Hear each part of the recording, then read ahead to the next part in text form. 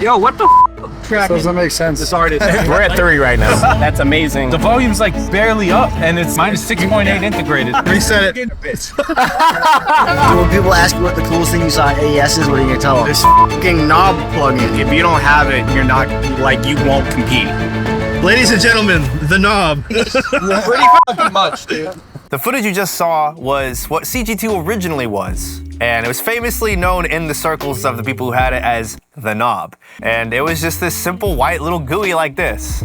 And now it's evolved into CG2, where Rick and Make Believe Studios have partnered with Chris Gehringer to create this absolute amazing monstrosity of a plugin that, honestly, if you don't have it, you're not going to be able to compete. You just won't be able to compete in today's standard for music and loudness. Today I'm releasing a plugin.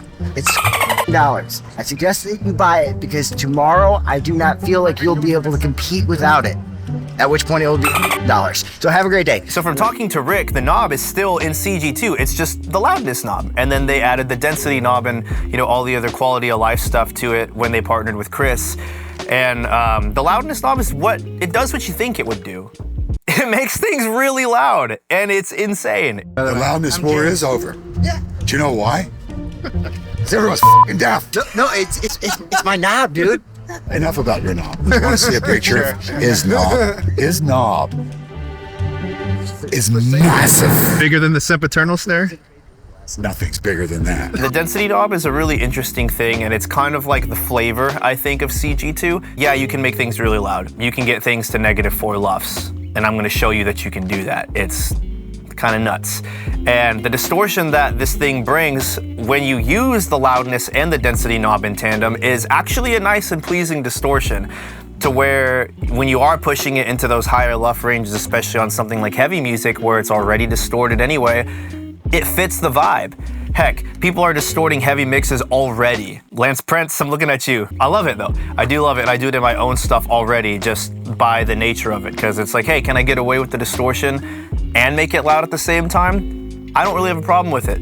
However, for cleaner stuff, yeah, it's a no-go if you want to push it that hard, but something that's interesting with CG2 and, you know, the loudness encoder specifically is you can get things really loud, almost to a stupid degree, with an acceptable level of distortion that doesn't take away from the song. And this is more so in a mixing sense before you send it out to mastering. If you send it out to mastering, that might be a little bit too heavy-handed and you might make some people mad. But for mixing, you know, this is a great mixing tool, even though it was made in collaboration with Chris Gehringer, who, if you don't know who he is, he's a mastering engineer at Sterling Sound in New Jersey, and you probably have heard his masters whether you know it or not.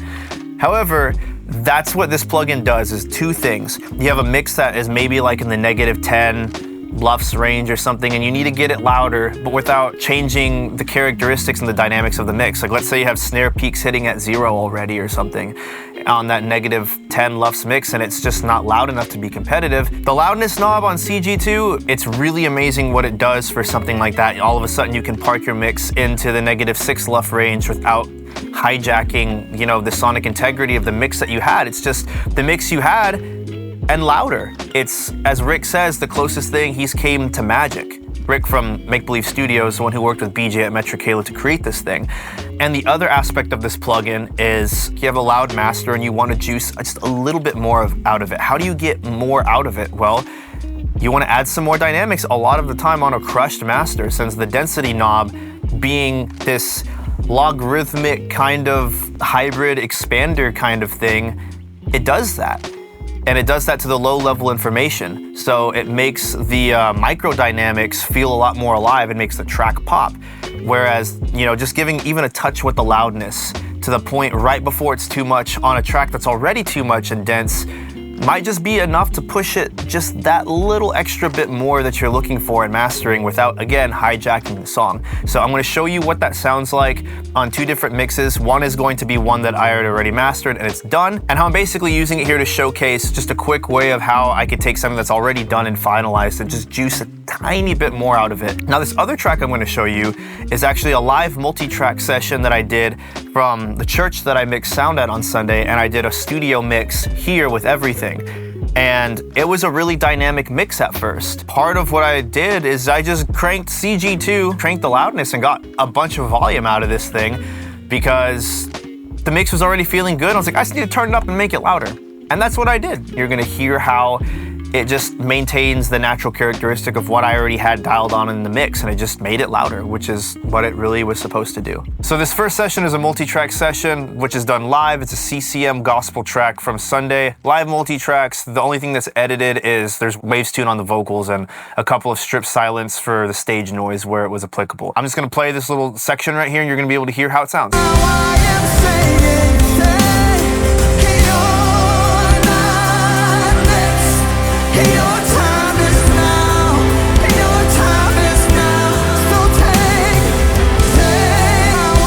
Yeah, so you can hear we're hovering around -7 to -6.7, which is plenty loud for this type of thing. I could make it louder, and you know, actually I will show how we can make it louder, but the goal with this and what CG2 is doing is giving me all the volume. Without CG2, it's like -10 LUFS.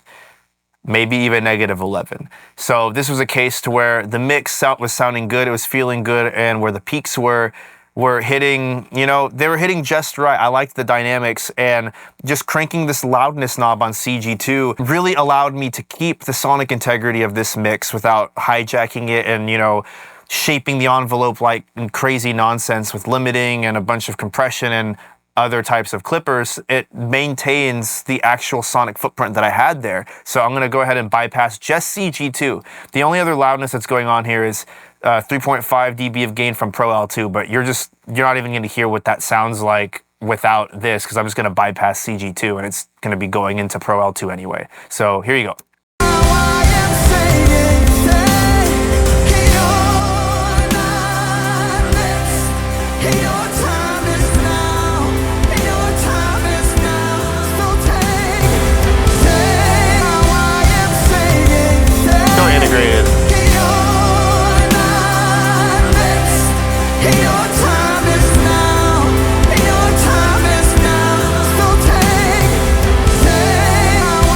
Yeah, so let's call that -7 integrated, honestly.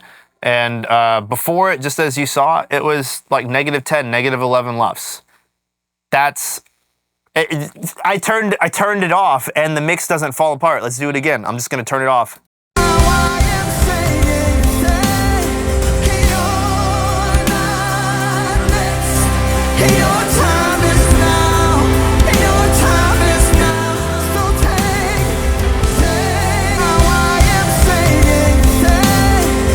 It's the same mix, just louder. It really is the same mix, but louder. And you know, the density knob, I'm only doing 3.6.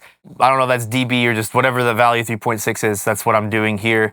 And you know, the density knob is a really interesting thing because it brings up the low-level information in a really musical way. It's basically kind of like a logarithmic expander or exponential expander, something. It's not linear. It's not a linear expander, and that low-level information, when it brings it up, it adds like a nice lift and a nice sheen. And whenever you're using this subtly on a master that's already mastered and already done, it does so in a really nice way to just let you get that last bit of juice out of the track without, you know, taking a poop on the whole thing. So, you know, right here is where I think CG2 really shines, like enormously. Like, you have a really good mix. You weren't trying to choke it with a bunch of top-down nonsense. You weren't trying to, you know, squish it with limiters and then, you know, look at your beautiful mix you've created and be like, oh, now I have to crush it with this limiter and then this clipper and then this saturator and then this blah, blah, blah, blah, blah. Now all of a sudden your snare is gone, your low end's blown out, and it sounds like dookie. You don't have to worry about that. Load up CG2, crank the loudness knob, add a little bit of density, and boom, I'm in -7 LUFS, -6 LUFS territory. I could go harder. Let's go a little bit harder just on this instance, but I'll show you a better way to do that in a second. Let's go for more.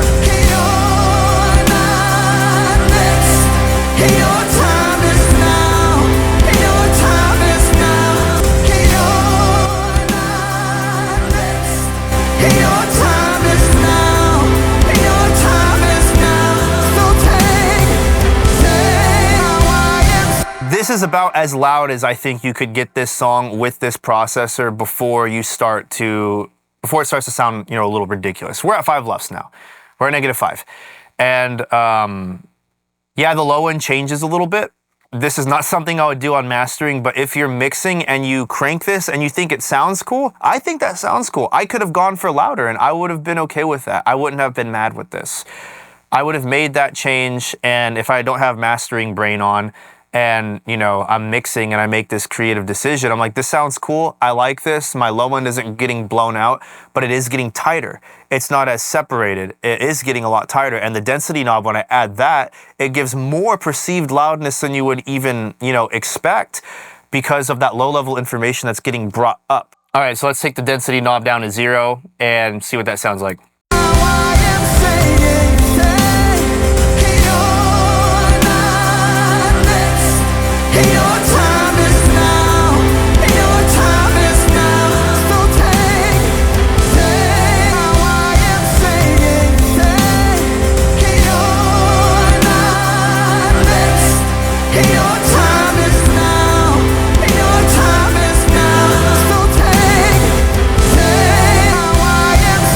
So if you saw how I'm just kind of like moving that density knob back and forth, what does it expose? It exposes the body and it exposes the core of the mix. The dynamics that are resting not at the top, not at the peaks, not the bottom. It is still low level information, but it's in the middle. It's like the middle, the core of the mix. So what happens is, you know, let me just break down the chain that I have here and, you know, why I think the density knob is working really well in this particular situation, even with heavy-handedness. You know, I'm doing some controlling with some multiband. Mix head is basically doing some tape saturation and, you know, soft clipping, which is helping already with the peaks before it hits CG2. Doing a little bit of bus compression here. This mix is all in the box. Doing a little bit of that. And then all of that is being prepped before it hits CG2. So now when it goes to CG2, the peaks are not sticking out so crazily to where here's the peak and then here's the low level information. The peak is here, the low level information is here. That way when I'm using the density control, that is getting brought up just a little bit. Just to let you know what else is going on in this chain, I have, you know, Sontech doing just the tiniest little, you know, moves there. Golfos doing a very tiny 12%, Brighton 2%, shaving off the top end. And obviously, you know, here I have 0.35 at the end of my Pro L2. I'll just let you hear what the full master bus on this sounds like on and off. You'll realize the mix doesn't fall apart.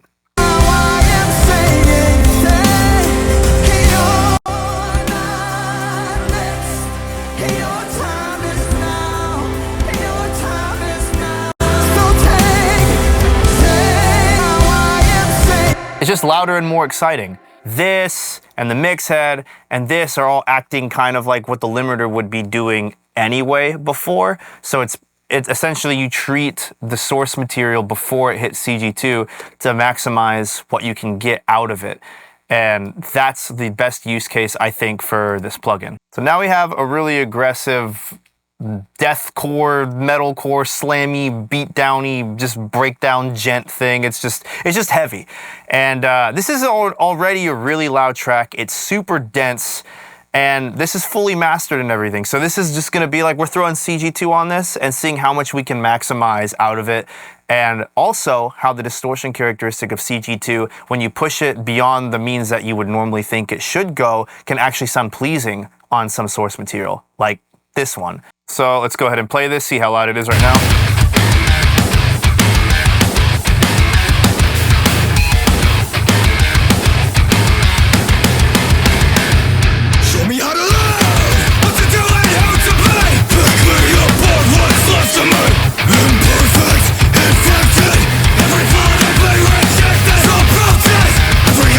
Just turning up the loudness is like, okay, we're in -4 territory.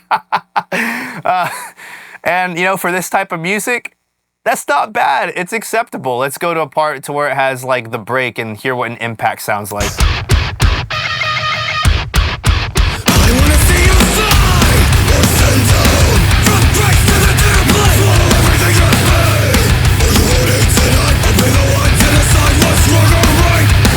And it is definitely distorting the low end a little bit, but it's cool. And it sounds really good on this.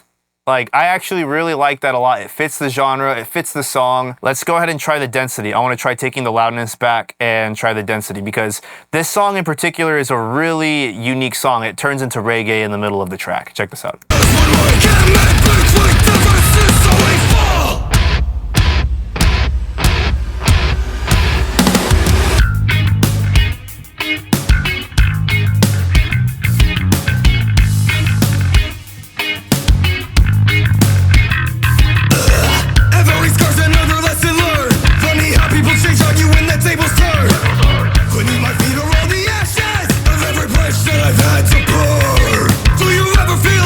Listen to that vocal reverb. The tail.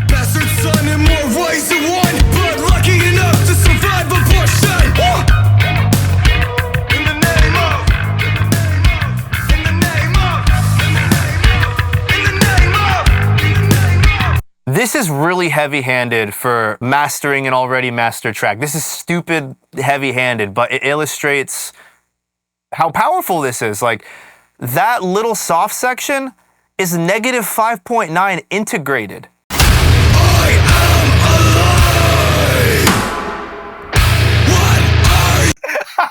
Did you see it said negative 3.8? That's crazy.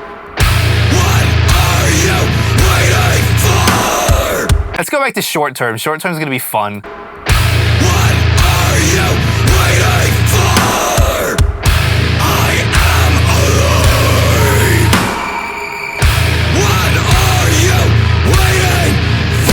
Like, on this part, it just makes it sound so huge.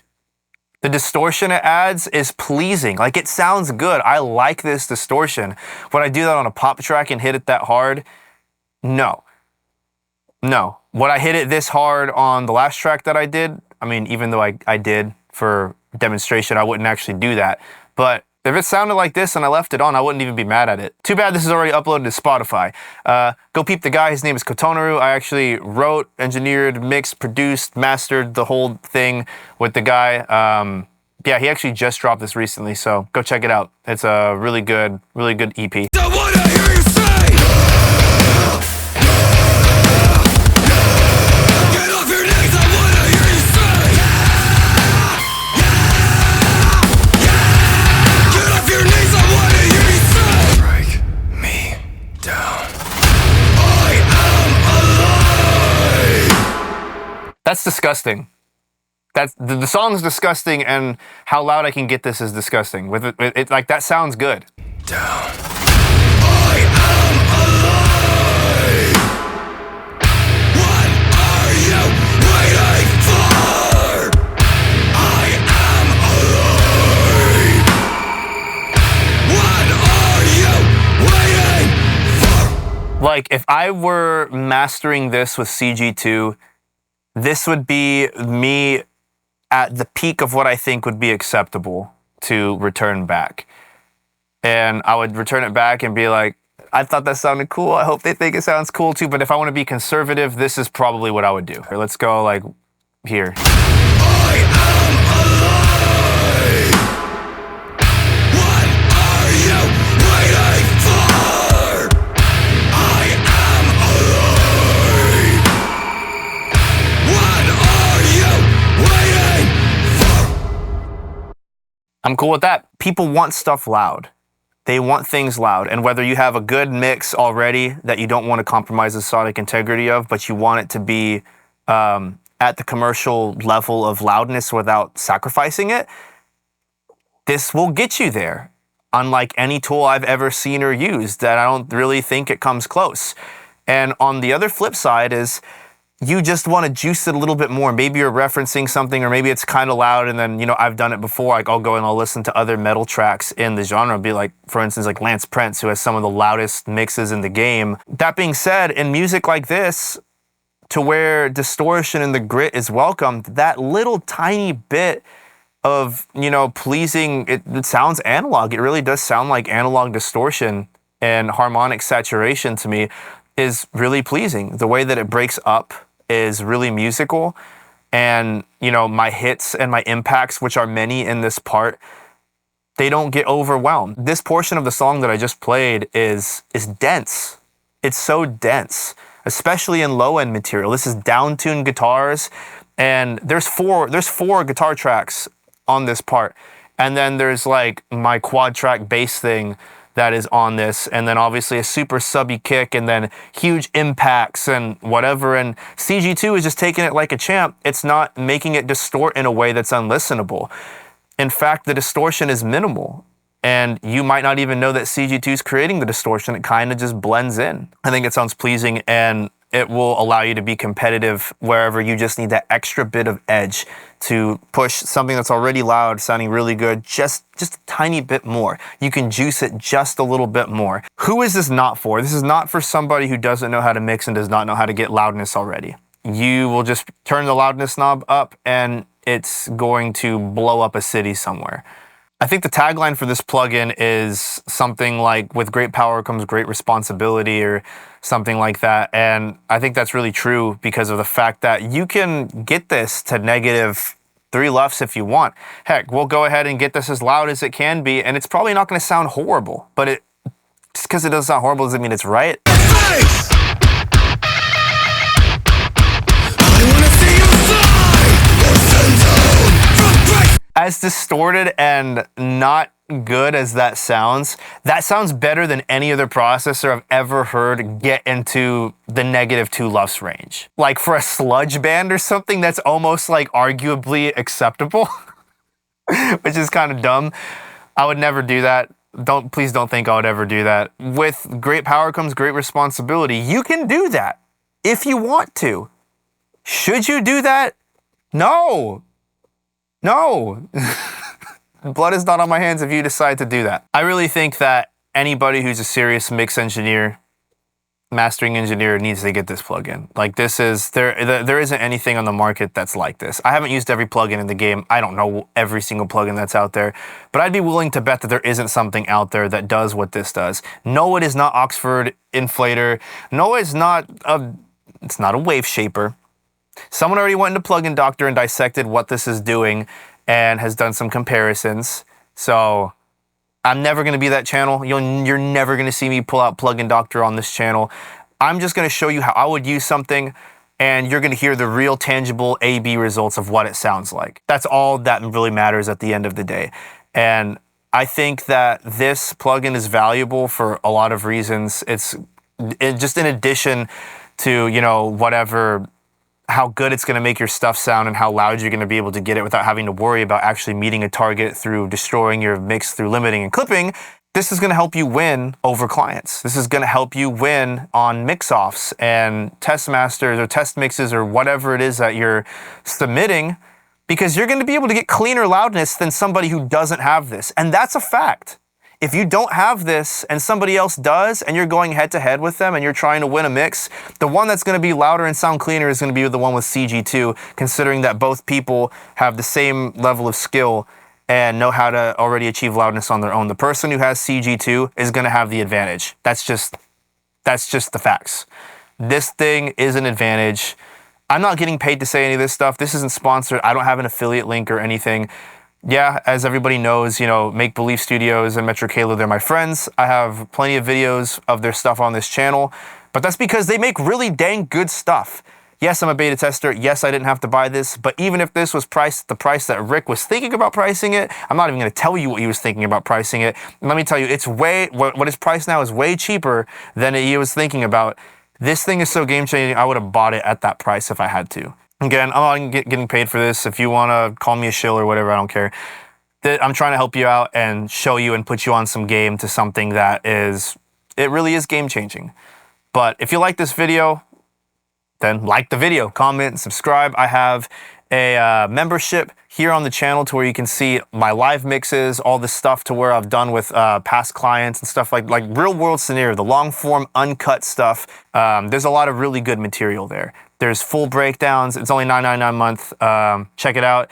And I'm also writing a book, and you can pre-order it. So I'm going to put the pre-orders down in the comments. It's going to be really good and groundbreaking for a lot of people, I think, especially if you are intermediate at this stage. It really is about helping audio engineers, music producers be equipped with the things to make this and turn this into a career. And some of the mistakes that you probably haven't thought of or heard of, especially all in the same packaging at once. It's basically the last 10 years of my career into a book. But I'll see you guys in the next video. Whatever, you'll hear me more about this book and all this stuff. Thanks for watching. Peace.